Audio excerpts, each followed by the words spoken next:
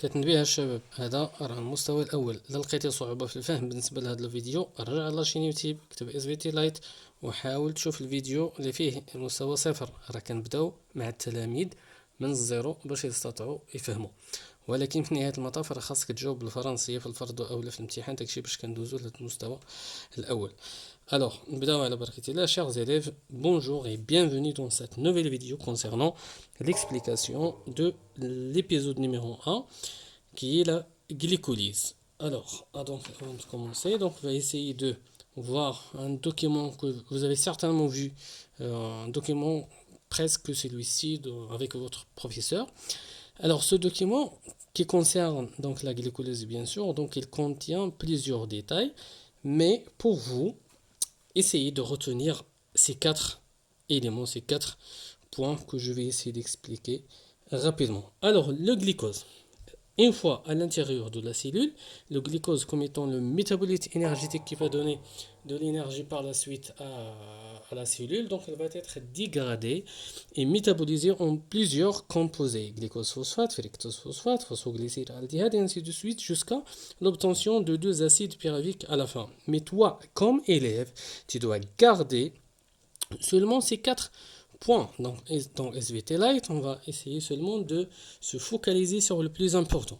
Alors, tout d'abord, tu dois garder en tête la localisation de cette étape de la glycolyse. Alors, la localisation, c'est, vous avez certainement trouvé la réponse, c'est le hyaloplasme. Donc, hyaloplasme ou synonyme cytosol. Donc, il y a le plasma cytosol, c'est la localisation où se déroulent les événements de la glycolyse. Deuxième élément que tu dois garder en tête, c'est la réaction. La réaction de la glycolyse, donc on va essayer de l'écrire ici pour obtenir plus d'espace. Alors, les parties réactives et parties produits toujours.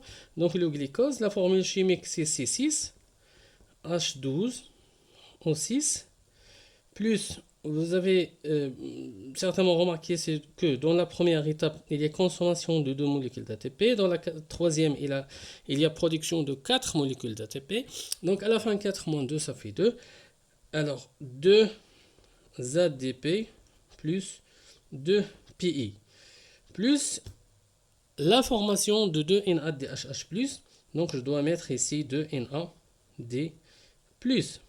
Tout ça va être transformé, donc le glucose elle va être transformé en acide pyruvique, CH3COH. Il ne faut pas oublier bien sûr 2 acides pyruviques, plus 2 ATP, plus 2 NADH+. Ça c'est la réaction qui est très importante. Alors le bilan de la glycolyse c'est 8 molécules d'ATP.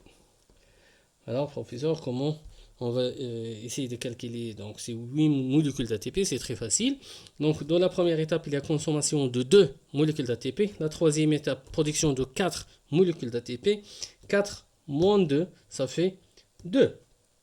Donc il y a 2 ATP plus. La deuxième étape, donc il y a la production de 2 NADH+.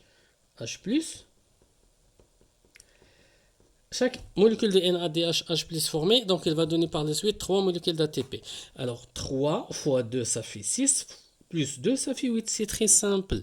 Alors les caractéristiques de la glycolyse, donc il ne faut pas oublier la majeure caractéristique, c'est que donc c'est une étape qui est commune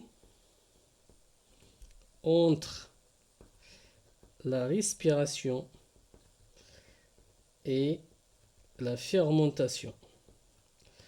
Ça veut dire quoi ça?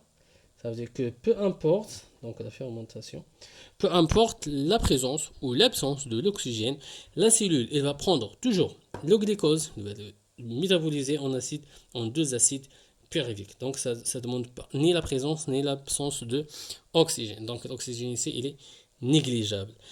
Alors c'est tout ce qu'il y a concernant la glycolyse.